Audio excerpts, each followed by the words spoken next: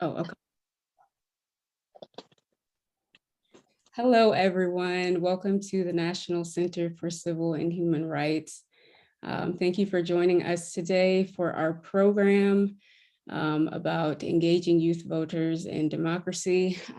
We have a great program today. We have a great panel, and I'm really excited. Oh, I'm sorry. Well, first I'm going to introduce our moderator, Carolyn Dewitt.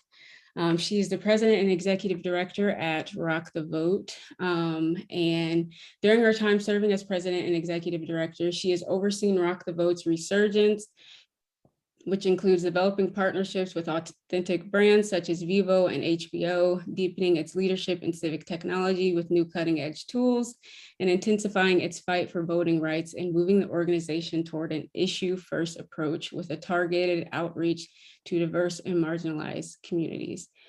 So thank you, Carolyn, for joining us today.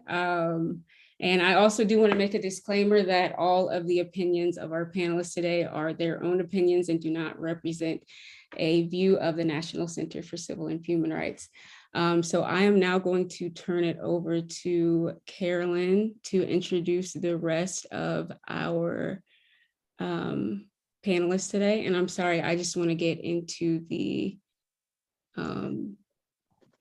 right view. Why can't I think you do stop screen share. Are you trying to stop screen share? No, I just wanted to blow up the PowerPoint, but you can go ahead and start introducing. I'm sorry about that. No, that's okay. Down at the bottom right, next to the slider, to the left of the slider. Here. To the left. There you go.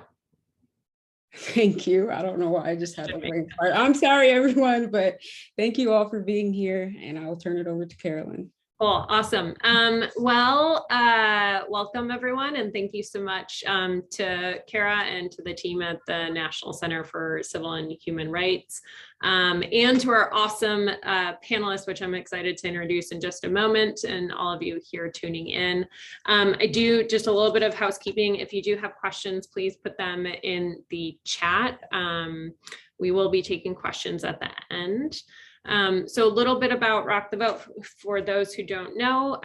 We were founded in 1990 out of the censorship of hip hop and rap artists. Music executives got together, founded the organization. Our first campaign was Censorship is Un-American. And during those 30 plus years, we've registered over 14 million young people. And we practice on making sure that we're reaching what we like to say high potential. Other people call them low propensity, but those who are kind of out of the margins, making sure that we're walking them through the process step by step to exercise their right to vote and participate in the civic process. And we specialize in turning them out. Our turnout rate is usually about 30 to 40 points higher than the national average. So in 2020, anyone who came through our programming turned out at 85% compared to the national youth average of 50%. So given that much of the discussion today is about Democracy Class Atlanta, and Democracy Class is a broader program that we run at Rock the Vote, I thought I'd set the stage and kind of give a little bit of background real quick before we get to our incredible panelists and all of the good information that they have to share with us. So Democracy Class was a program first started by Rock the Vote in 2010. At the time, it was a free interactive lesson plan on the history and importance of voting, and provided students with the opportunity to learn about the voter registration process as soon as they learned about the importance of voting. Teachers had the option to sign up for either a 45 or a 90-minute curriculum. And with that, we provided, this is back, over 10 years ago, we provided them with a CD with a video on it and some swag and a hard copy. And in 2018, we teamed up with the Southern Poverty Law Center's Teaching Tolerance to update and expand the curriculum. So now we have a few different lesson plans. One on the importance of state and local elections, another on modern day voter suppression efforts, and then another lesson plan on what's called civic action, where the students or the teacher determine an issue that's impacting the local community, and they talk about civics in a very practical way of how that issue is impacted.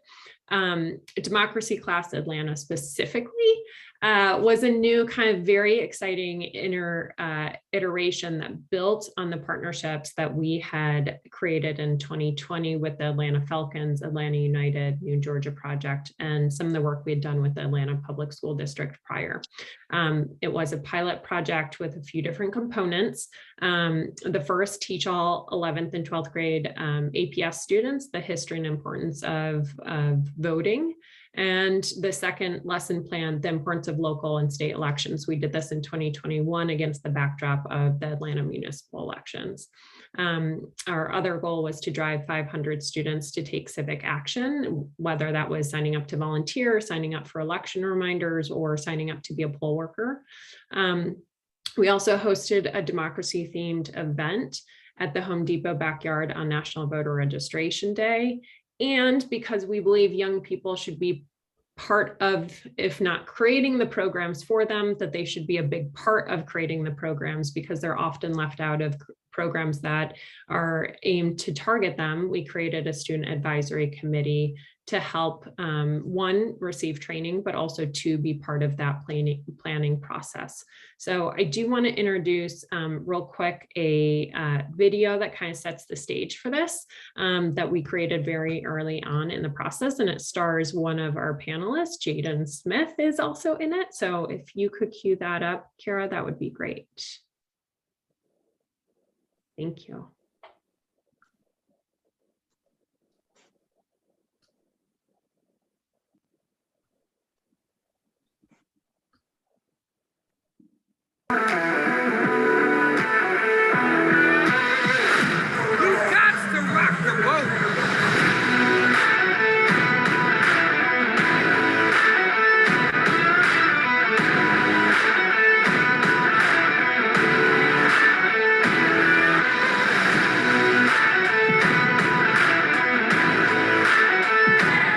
Remember, there's no off-season for democracy.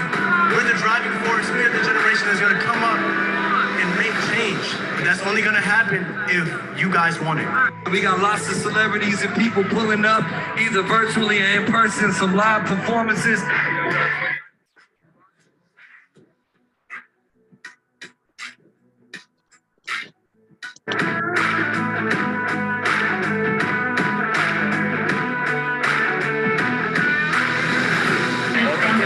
For doing the real work.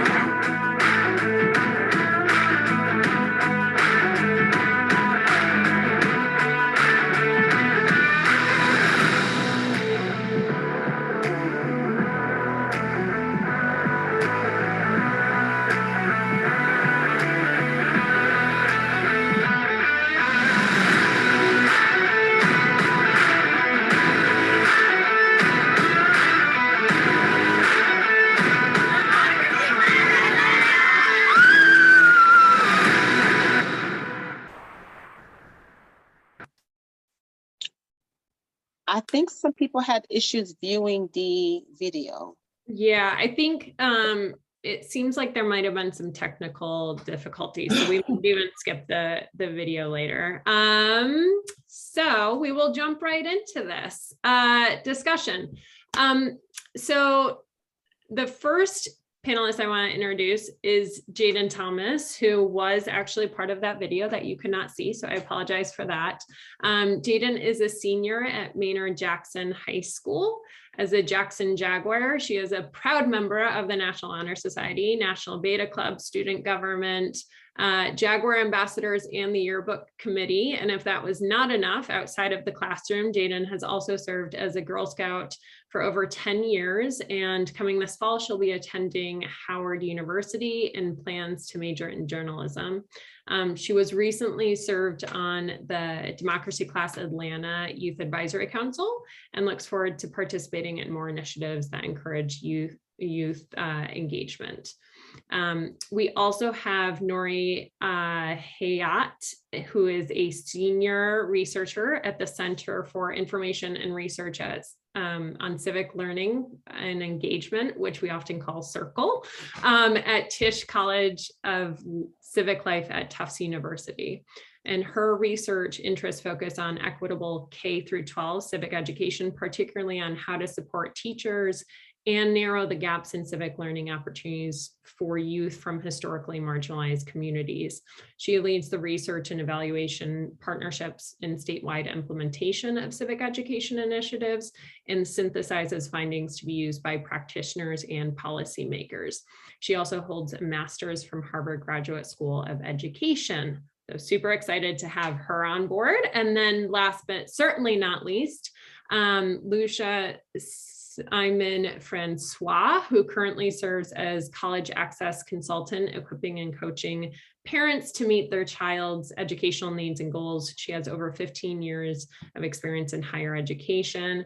She currently works with programs such as Georgia State Upward Bound to expand their college readiness efforts. In her spare time, she's leading the charge in creating spaces where voices are respected and responded to on important issues that matter to them. She is the Democracy Class Atlanta Youth Advisory Coordinator. And as the coordinator, she's responsible for recruiting students, creating and implementing the advisory curriculum, and acting as a liaison between schools. She is also the chair. She wears many hats. Trust me, it's not even in this bio. She is also the chair for the National Coalition of 100 Black Women Metropolitan Atlanta Chapter of Civic Education Leadership Academy program. Participants in that program are introduced to public policy proposal making and given a chance to present their proposals to community leaders in the area. So I want to first thank you all for being here. I know you guys are very busy right now, but one of the things I want to jump into real quick, framing the one thing we talk a lot about at Rock the Vote is how young voters, there is a discrepancy in turnout and engagement between young voters and older voters. And every generation is made to think it's their problem, but it's not. If you look at historical trends since 18-year-olds got the right to vote, and even before that, there's been a huge discrepancy in voter turnout. And what behavioral research tells us is that the main reasons for that, there are many reasons, but the main barriers is the fact that young voters are new voters. They're unfamiliar with the process and they're insecure oftentimes about how our system works. So with that kind of framing, I would love to turn it over and ask Noria, you study young people's civic engagement. What can you tell us about the factors that impact their civic participation? And I assume that they're well aware of, but can you tell us kind of about engagement gaps that exist and why those do exist? Right. Thank you. Thank you, Carolyn. Thanks for the introduction. Really, really happy to be here. I think, Carolyn, you touched on this, right? It's like every generation gets asked, like, why don't they vote? But that is not the case. Young people need to be, supported and educated like everyone else on what civic participation is. How does their voice matter? What can they do? How can they elevate their voices? And your question was, what factors impact their civic participation? It's being heard, being seen, right? Being represented, their issues being centered, knowing how to elevate their voices, where their voices matter at every level, at the local, state, at national level.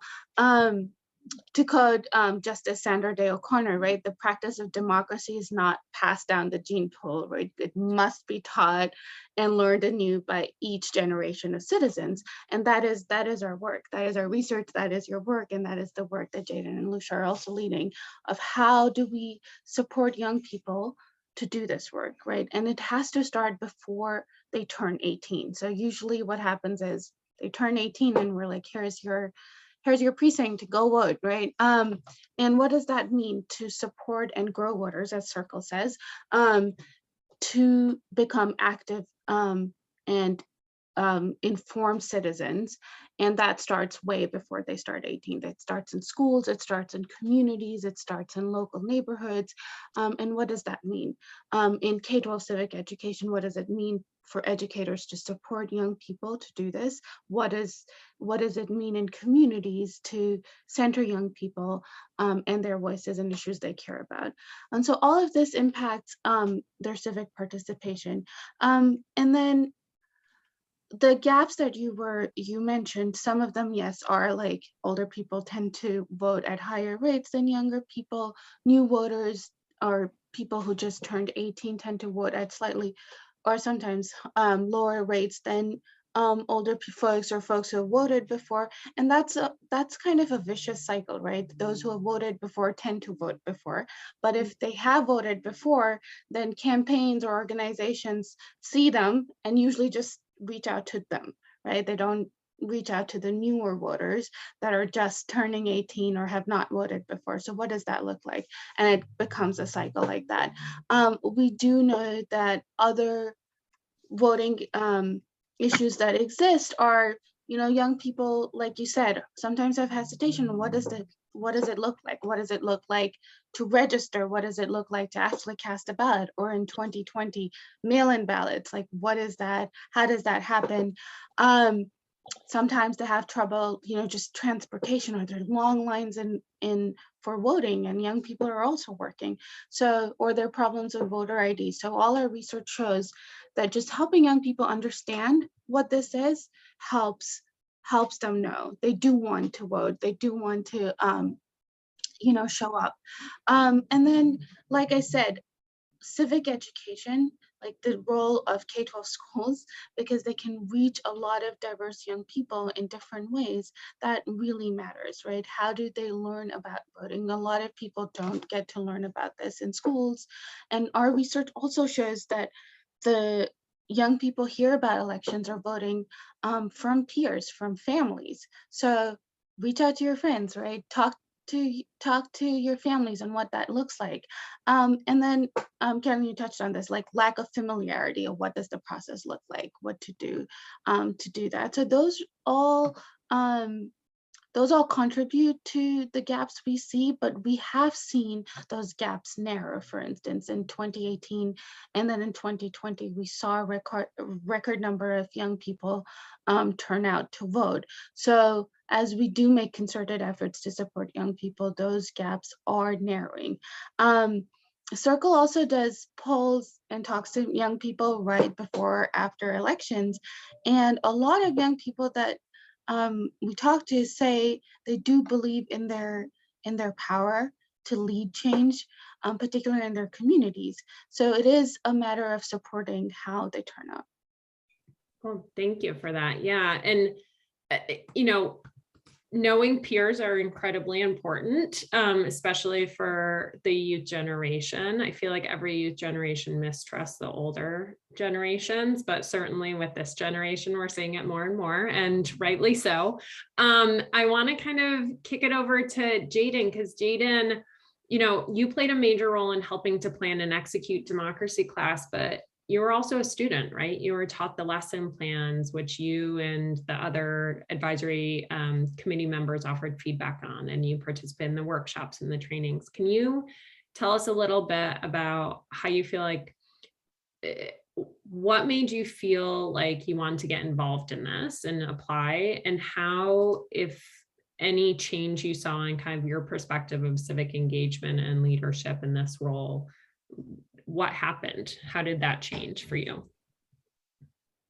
So if I'm being very honest, upon like even applying for the civil council, of course, I wanted to apply, but I almost missed out on the opportunity had it not been for like certain mentors I have around the school. So now that I've embraced the opportunity, I'm glad that I did have it. So of course, encourage my peers. And in terms of like learning the curriculum within the school, if we're being very honest, like within like the history books and other lessons that we're taught, we're not necessarily taught about like political matters in terms of voting, like how to use our voice within these like components that we're provided. So the fact that we had that platform and then us as teams to like the members of the council to be involved in that process of helping to teach other teams, that was kind of beneficial and eye-opening for me to know that I can have a voice and have an impact for others.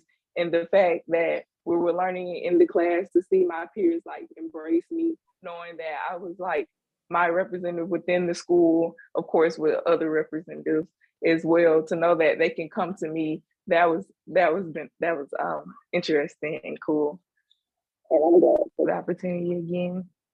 That is cool. No, I'm excited to talk about the kind of the event and what you saw and the changes and like what you see in the generation too. Lucia, can you talk, I mean, you oversaw the entire Student Advisory Council and for Democracy Class Atlanta and have, even outside of that, a lot of experience working directly with young people, specifically in civic education. Can you talk about the Student Advisory Council, kind of like how it was set up, what the students did, what you witnessed kind of with the students on the council, even outside of Jayden, and some of your other experience in that? Absolutely. Well, first of all, thank you, Carolyn, and the National Civil Center for even this opportunity to share our success with this pilot, but also giving, tips and advice to other communities that are interested in reaching their youth. Jayden, thank you for participating on the Youth Advisory Council. Again, a prime example of students not understanding how much involvement they can have at this youthful age. And I'm glad that the Youth Council was able to, provide that platform for them. The Youth Advisory Council was definitely an ambitious goal. It was definitely an opportunity to allow students. We wanted the program to be very student-centered, and the Youth Advisory Council allowed us to do that. So students were able to represent their school, gain leadership experience, and earn community service hours while celebrating civic participation in education. The first thing that we did with establishing the Youth Advisory Council was going through a rigorous interviewing process. We wanted to make sure that we had a representative from each of the Atlanta Public High School, which were 10 schools in total. And students were asked very in-depth questions. We wanted to know, what type of leadership skills that they had, what type of issues that they were interested in addressing. I think sometimes when we tell students to go vote, they need to be able to make the connection of my vote impact my own future later. And so through the interview process, we really got to know what issues matter to the youths now today, and making that connection to how your votes impact those issues in the future. And from there, our students were able to went through a very rigorous curriculum. The curriculum was called CORE, and what that did was focus on communications. And so how do you communicate those issues? How do you get the buy-in from other people in your community? How do you speak the language of those that may be against your issue or your proposal, and get them to hear and understand and believe in what you're trying to propose? And then we have organizing. How do you galvanize the community? Who are those community leaders and how do you reach them? But also when you're making that proposal to them, making sure you understand how to connect with them. They understood what was resources. There are a lot of unused resources in the organization, and resources was not just financial resources and fundraising, but who's already the players that are in place. So what are the different tools that you can use at the state and local level in your effort to change issues that matters to you? And then the last thing that they went through was evaluation. So, with any program that you put in place, you want to be able to measure the effectiveness of that program. And so the students were able to put some questions together. So when we do this huge National Voter Registration Day event, which was absolutely wonderful, how do you go back to make sure that you had the impact that you wanted, and coming up with some really great questions to ask of their peers, and and then doing a survey at the end, because if we're going to implement it again in round 2, you want to be able to make improvements in the right area and making sure, again, you're connecting with your peers. Yeah, so the students got to engage with different players in their community. The New Georgia Project, which is right there in their backyard, they got to hear from the Blue Institute that came in and actually did our organizing session. And the Blue Institute, a very well-known organization, again, in Atlanta, that trained people to run for offices. And so what we did was we were very intentional on who we brought in to facilitate some of those sessions, because we wanted them to know who those leaders were and how to leverage those networks even after they completed the program. And then from there, lastly, they were very hands-on and putting together the culminating project, which was the big celebration, civic celebration at the Home Depot backyard. So they got to help come up with the theme. What were some of the activations that they believe their peers would be interested in? What were some of the giveaways? You know, what type of games should we include? Everything very civic related, but also fun, relatable, and again, connecting with the youth. So we were excited what the Youth Advisory Council was able to do. So they got a chance to learn and apply themselves. And then hopefully, Jayden, we made you feel that you're equipped to take on issues on your own as you get ready to attend Howard University. Congratulations, girl. Yes. So, yes. I was gonna say, Noria, I hope you heard that we're like creating some little we're bringing researchers your way with the evaluation and survey parts. Yeah, I don't. absolutely. So question on, I want to kind of get to the curriculum and actually like lesson plan and the role that schools can play too, if we can talk a little bit about that. So Noria, can you talk a little bit about the role of K through 12 and you know, what we've seen sort of in civic education, work, not work, what we've seen over the last more than the last couple of years, but kind of, can you talk about the role of K through 12 in civic education? Absolutely. And I think Jayden touched on this, right? Like the exposure of someone showing this and, you know, having the access to do this is so powerful. And then you know what to do, where to go. So yes, K-12 civic education, like I said, is one of the most critical ecosystems out there in this of how do we support young people in their civic participation.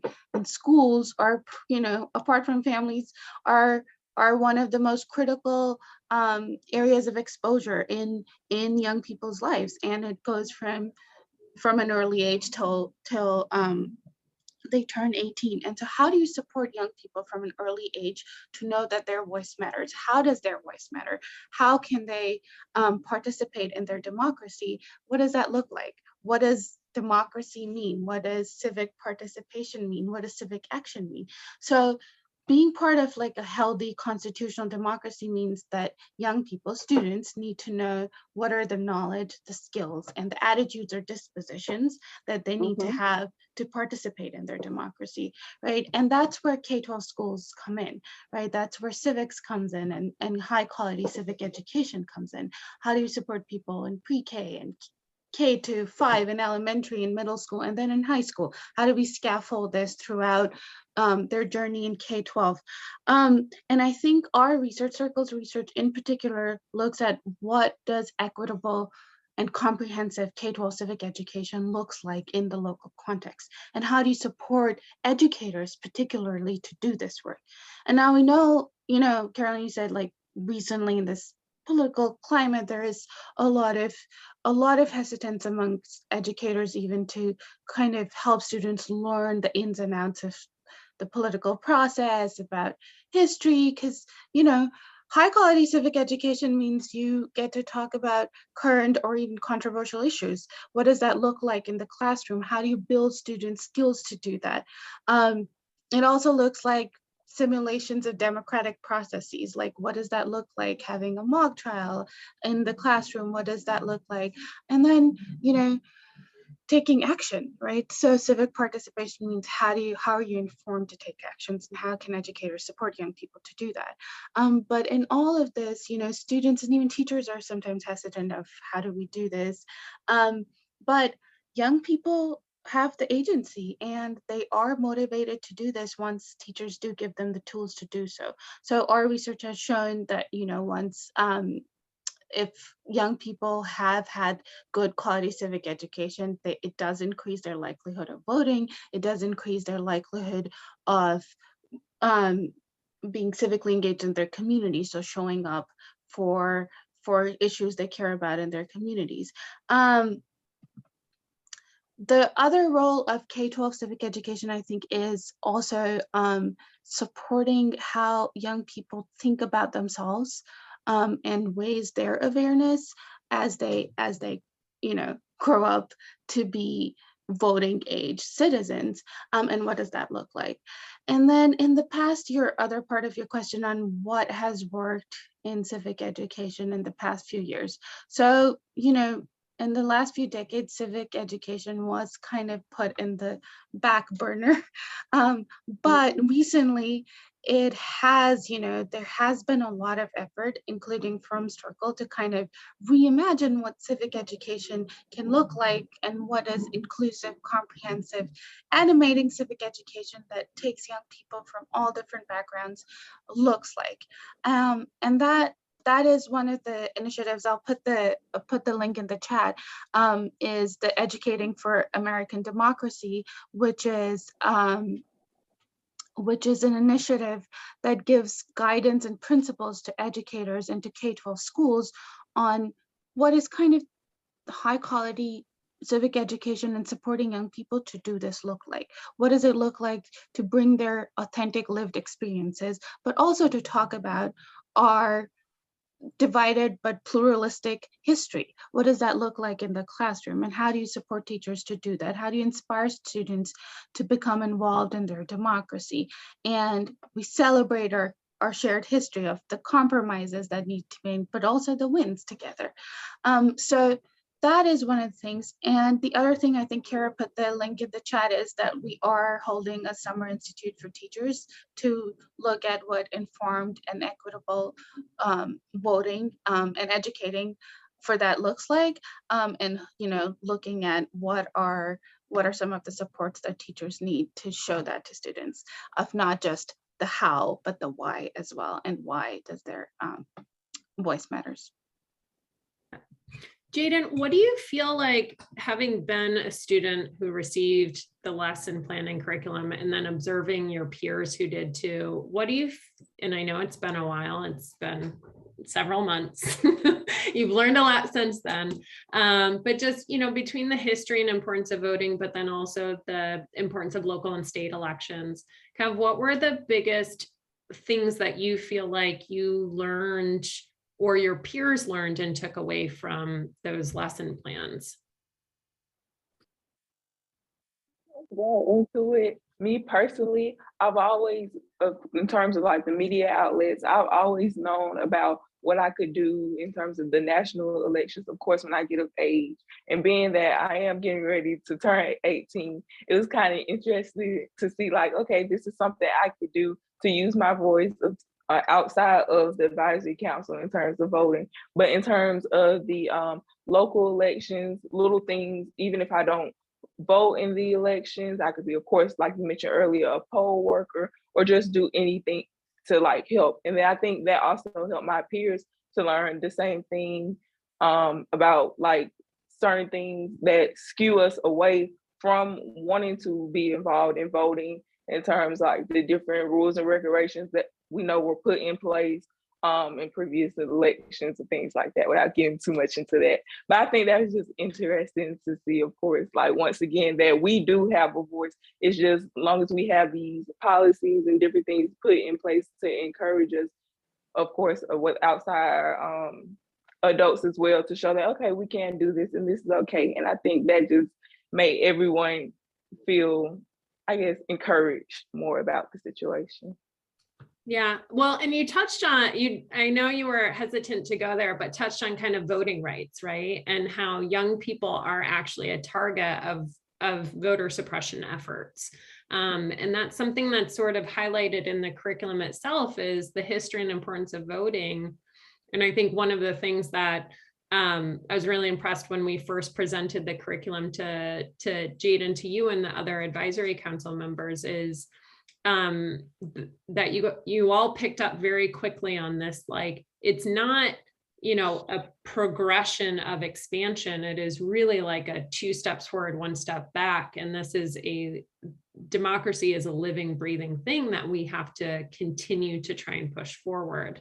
And I just remember being really moved and inspired that day when we all talked about that, because I was like, all right, they got it. We're good, people. So anyway, but you know, Lucia, from your perspective, kind of, because you worked with the committee members, you work with schools even outside of this, but then also worked with the schools and worked with the committee members to hold the schools and teachers accountable. And we're working with students. What do you feel like the biggest kind of parts that they took away from it were? Are you the school took away, or the students? The school and or the students took away from Okay. lesson plans. Yeah. Okay, I think realizing that you can actually bring life back into civic education. You know, again, as Jayden mentioned, a lot of what is taught in school is very short and structured, and it leave out the critical parts that makes the student become civically engaged. So we provided some history, but what are some things that the students can do today? What are some things that a 16-year-old can do, like being a poll worker, right? Can do to be civically engaged. You don't have to wait until you're 18 years old in order to be part of the process. And I think that's what was different about the Democracy Class Atlanta in our approach. And that is what the teachers and the school was able to make a connection with, is how do we get our students? This was a great opportunity to get our students engaged now, to actually prepare them to vote. You know, again, like Noria says, you know, it's okay, I'm 18, now I gotta vote. But what exactly are we voting for? You know, what matters to me most? What are the issues that are impacting my community directly? And so having those controversial conversations in the classroom settings, because the students have opinions, right? And I think that was another thing that we encourage the teachers to do, is let the students have conversation, whether or not they align with your values.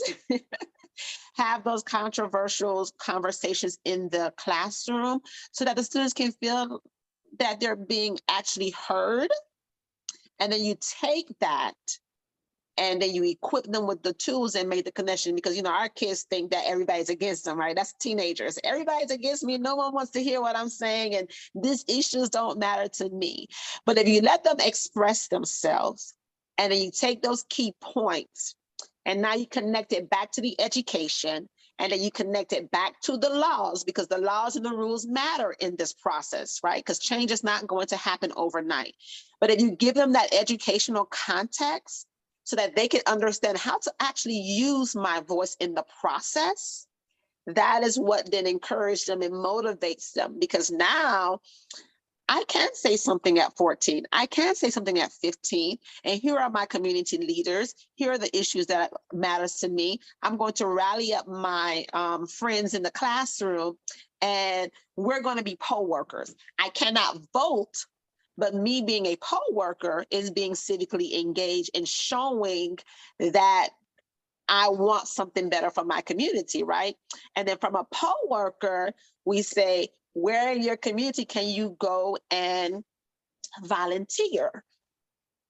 So now they're showing up to some of the town hall meetings. Why? Because they understand that it doesn't take an 18-year-old to be civically engaged. It's just a matter of me understanding my resources. And I think we also brought that connection to the schools. And now the schools, you know, they're hosting town hall meetings. I was just at Carver Early College yesterday, and we created a platform where students can talk about police reform and community, you know, and social justice issues that matters to them, because we've sparked that connection to the schools, and now they understand that let's let our students talk, but then also educate them on how to use their voices in that process. And I think that's what Democracy Class Atlanta did.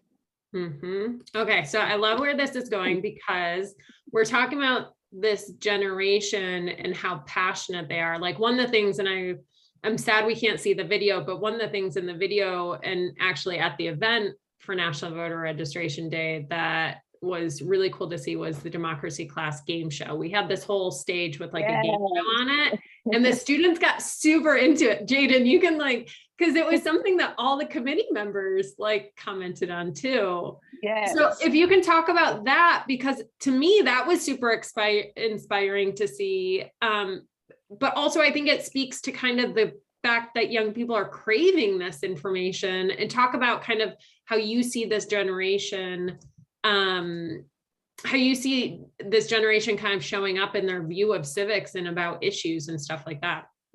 Go ahead, Jayden.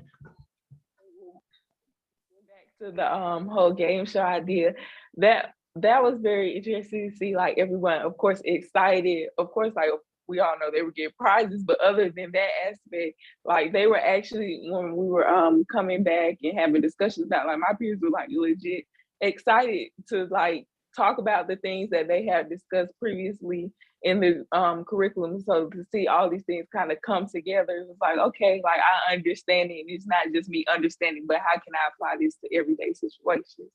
And in terms of my generation itself, like we're a part of this generation. Everything is, I don't want to say applied to social media, but we definitely depend on social media itself. So the fact that we have like TikTok, Instagram, Snapchat, all these outlets to express our like unique selves, the fact that we can use these outlets to connect to things that are related to politics, of course, democracy, the aspect of voting, to show, okay, well, how can I get what I know about this out and encourage my peers to do the same in terms of wanting to vote. Of course, we talked about being poll workers, things of that aspect. So the fact that it comes together is like, okay, well, what's the next plan? What's the greater impact for this? Yeah, and I think we're seeing that in the data, Maria, about this generation. If you can talk about what we've seen, I mean, just in terms of civic participation among this generation, and would be great. Yeah, no, like I said, in 2020, like 50% of youth voted in, and that was like an 11-point increase from 2016, which is pretty huge. And it was actually higher in Georgia. So it was like 51% of young people in Georgia came out nationally. And this was, and in 2018 in midterms, there tends to be a dip in turnout, but still we saw a really high turnout in youth in 2018, and particularly youth in Georgia. So just to give you like a snapshot of the impact, so more than 1 million young people, youth, voted or cast ballots in Georgia in 2020, but the race was decided by 12,000 votes. Right, so it's that narrow, and that's why your voice counts. And we've seen, but young people are also not a monolith, right? So it's not just saying young people voted and came out. They care about different issues. So the way they voted, their choices differed dramatically across race or across ethnicity, across issues. But yes, young people did come out and voted in historic numbers. I was gonna say, and even in 2018, there were records broken. So I definitely like think what we are saying is this is a generation that is very passionate about the issues and we just have to empower them with the information to know how to use that, right? And know how to show up and navigate this archaic system that in many states, and increasingly so, is trying to prevent them from having their voice heard. So I was going to say, you know, in terms, if folks do have questions, please put them in the chat. But otherwise, I'm going to continue in the conversation because there's still more that we can talk about. You know, what can we do to support this generation, particularly those who are coming of age, either maybe they're 16, 17, and not, like we said, you know, not yet eligible to vote, but then also those who are newly eligible to vote, who are trying to navigate this. So, you know, yeah, who wants to start with that? What can we do to better support? Jayden. I'll take it. So for me, like growing up, I've always kind of been involved in, I guess, programs that kind of made me feel like, okay, I have a voice, like in terms of community outreach. So me personally being a part of the advisory council, this was just more of like addition to that and like an add-on to make me like open my eyes and say, okay, like there is a forum for me to express myself, but what am I going to do with this platform? So I think by my peers having sources like these to show, okay, the adults do care about what we have to say. It's just, are we going to use these sources? So just again, like providing us with these sources, whether it be mentors or other programs like the Democracy Class in Atlanta, or just things within the school, like having that one person that you can talk to about anything, just to know that someone cares, just to hear me out and feel that it's reciprocated. Thank you. And I'll follow up with that. Thank you, Jayden. The other thing is, as Jayden shared, they have a voice, but how do we use that voice? So we are responsible for helping creating those outlets for students. You can make it fun by simply allowing them to express themselves. And within expressing themselves, you now, are shaping, molding, and educating, creating more programs like Democracy Class Atlanta, very hands-on, very practical. And then, speaking to the students' language. Sometimes we're teaching things, and I wouldn't say they're outdated because it's history, so it can't be outdated. But how do you, make it fun, where then you can make it relatable and connect with the students? The students are eating up social media, right? So leveraging social media tools like TikTok and Instagram, hosting more live discussions, but most importantly, making sure that everything that we do when we're trying to encourage, motivate, galvanize these youth, making sure that it's student-centered. I know that as teachers, we're taught all these different pedagogies and, this has to be in there. We can loosen up a little bit. We can ask some fun questions. We can have controversial discussions. We can bring games into the process that are still very much in line with the topic of discussion, which is what we did during the National Voters Registration Day. We had democracy game show, and the students loved it. They were able to apply their education that they've learned in the classroom. They came in and they were even just as surprised to see that they actually retain all of that information. We were too. They received prizes, they had a great time, but it was exciting to see that the curriculum resonated and it connected with them, and then to give them that space to actually share that knowledge and make it exciting and give them prizes. But at the end, the real prize was they received the information. And it didn't have to be delivered in textbook style. And so that is the most important thing when we're talking about getting students excited about civic education and educating them. Finding ways where the information actually connects. And that's what we have to do. And, loosen up a little bit, teachers, have fun. We have 2 questions in the chat, and I want to be conscious of time. So first, let's start with Nuria. There's a question. I know Circle has published new data recently about how social media has helped turn out the vote in 18 and in 20. What forms have been the most successful? Is it digital ads, student-to-student outreach, and which platforms are best poised? TikTok, Snapchat, Instagram? Thanks for the question. Yeah, so I think it depends on like the issues that young people care about, first of all, right? And as Lucia said, it's different ways. So young people are not the same, right? So what matters in their communities, what matters to their peers. So we know that family or peer contact really matters. Campaign outreach also matters, which is usually pretty low for young people. So what's been most successful, I think, is dependent on what has resonated most with young people. As Lucia said, it's not just about the facts or the figures that come in, but like how are they connecting to issues that young people care about? And it's in a way that's accessible to them, right? It's fun and helps them understand really deep issues, but in a very accessible way, you know, not in a usual jargon lace that they would see in a brochure or something, right? So what platforms are the best to garner student vote? I think not just one platform, I think different pathways work. So it's not just the registration table outside, but as Jayden said, being able to talk to someone of like, how did you do this? Or did you register? Do you know, can you pre-register? Or what did the polls look like?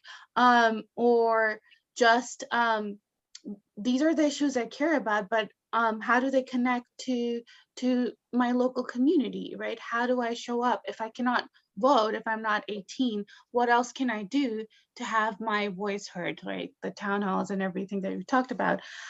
So for student vote, I think there are different pathways. So talking about issues in classroom, media literacy. So how do you take information and make sense of it, and sift out disinformation and see where you stand on an issue. So I think different pathways work the best, and not just one way, not just TikTok or Snapchat work, but is it coming from peers that they trust, right? Is it from a friend that they really trust? And then I think on Circle's research, it's not that young people are just like passive consumers of media, they're also creators of media, right? And that is also very powerful on all of these platforms, like young people actually creating the media that helps other young people on these issues. Right. And I know thank you so much for that. And I know it's a focus group of one, but Jayden, do you have anything to say about the platforms and social media? Nothing more than the extent of using them to the best benefit, because of course, in terms of teams, like we don't necessarily use it to our best advantage on how it can impact ourselves and others. Like we don't think of the long-term benefit or just the effect in general, the consequence. So I think if we lend a focus more towards that, then like the glimpse or the extremes of what can result from that, there's no cap to what it could be, like no limit. Yep, you're right.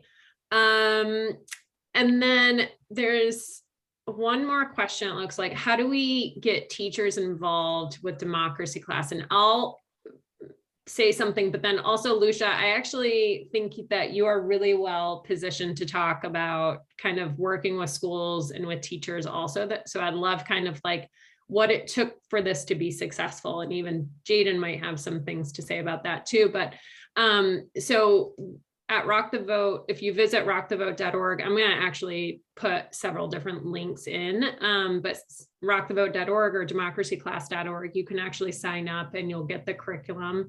We're in the process of making even additional content available for teachers and schools that can be posted around and used, but you can sign up for the curriculum there. One of the things that I think made Democracy Class Atlanta particularly successful, and then I'll turn it over to my colleagues, but was actually getting the leadership of the school district. So the superintendent and the board chair were fully in support of this effort. And so putting resources, meaning time and energy and conversations behind it, making sure that principals and teachers knew that this was a priority for the school district as a whole, and that the hope was that we would, the original goal was actually to have 2,500 or 2,000 students taught the curriculum. And at some point the school district actually said, we're going to teach all 11th and 12th graders this. So that was actually news to us and really exciting. But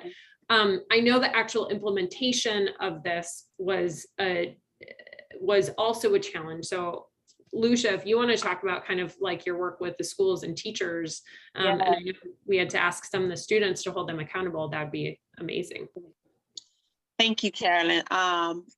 I think the teacher aspect is the most important piece. So just, we want this to be student-centered, but at the end of the day, the teachers has to help us execute, and they are the manager of their classroom, right? So we need to get their buy-in very, very early on. We taught the teachers the curriculum first. And we took their feedback into consideration. So once they reviewed the curriculum, they provided us feedback. You know, they're the ELA teachers, they're the dance teachers, they're the social study teachers and stuff. And so there is an aspect where pedagogy does matter, right? And so being able to take some of that feedback and make adjustments to the curriculum plays an important role, but also making sure that they felt comfortable in executing the curriculum. We also provided them training and just, you know, how to engage the students, different ways to field questions, and how to allow that natural controversial conversations to take place. But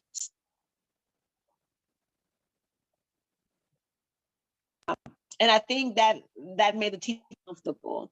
Because sometimes, again, we want everything to be student-centered, which is the goal, right? Because we want to get connected with the students, but then we tend to leave the teachers out of the discussion who has to actually execute it into the classroom. So, you know, for those districts that are interested, for, you know, teachers that are looking, making sure that they are just as competent in the subject. You know, whether they taught social studies, because we had a few classrooms that were outside of social studies subject, and just being equipped, trained, and feeling comfortable and understanding what the parameters are. And because they had the buy-in and the support at the district level, it made them more comfortable to teach in the classroom. Because, you know, whenever we hear democracy, everybody automatically think democratic, right? Like, oh my God, they're teaching these democratic progressive topic. But to have that support from the district level gave the teachers the flexibility that they need to just be fun in the classroom. And so, it's, you know, again, the teachers are just as important as the students in this process. Yep, you're absolutely right. We called them the champions of this, Yes, program, because it really is, they're the ones implementing it on the ground to the students. So if we don't have their buy-in, if we don't have their support, if we aren't taking their feedback into crafting this either, it's just not going to work. Absolutely. Yeah. All right. I know we're over time, so I want to be respectful. Any final words that anyone wants to say? Yeah, I'll say something. This is a great time in our country to really engage our youth. The generation is turning over, right? And if we're going to have effective leaders that's even going to care for us, you know, when we're older, we need to start equipping and engaging them now. They have a desire for it. They want it. And this journey made us see that our students are craving for not only the opportunity to advocate for themselves and their community, but truly be leaders in their country. They're looking for that opportunity, and we have the space, we have the technology. I think we have the support of many people on different levels of government that support civic education, and this is the time to meet them where they are, make them fun, make it exciting, and prepare the next generation of leaders. Jayden, you have anything to say about that? Are you ready? Are you guys craving it? Yes, I just want to say, I, for myself, I'm thankful to even be provided with this platform here today to kind of dismantle this idea that the youth, we can't offer anything like positive in terms of the things that we care about. So I'm grateful again for this opportunity today to speak with you all. Well, thank you. Noria, anything else you want to mention before we sign off? I think they said it, but yes, young people are the future. And I think it's up to us on how do we support them, right? They've shown us they can turn up, but we need to provide the pathways, the support, the systems to help them do that. Yeah. Good. All right. Well, I want to thank everyone who tuned in to watch. I want to thank the National Center for Civil and Human Rights. And thank you very much to Lucia, Jayden, and Noria for giving us your time and your expertise, and for all of the work that you do every day to help young people and help your peers, so we can, you know, create the future that we want to live in. Absolutely. Thank you so much.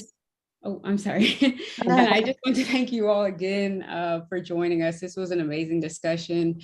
And I'm so happy that you all were able to join us and have that conversation. Thank you, everyone who is in the audience and asked questions in the chat. We dropped a couple links in there for all of our organizations that joined us today. And then one more note, I just want to say that the center has another program coming up next Thursday, March 31st, about the legacy of the women in the civil rights movement and their influence on voting today. So that is next Thursday, March 31st at 12 p.m. It's on Zoom. You can find the Zoom link to register on our website at civilandhumanrights.org. So thank you all again so much for being here. Thank and I you. hope you all have a great weekend. Thank you. Thank you all. Bye. Thank you. Bye-bye.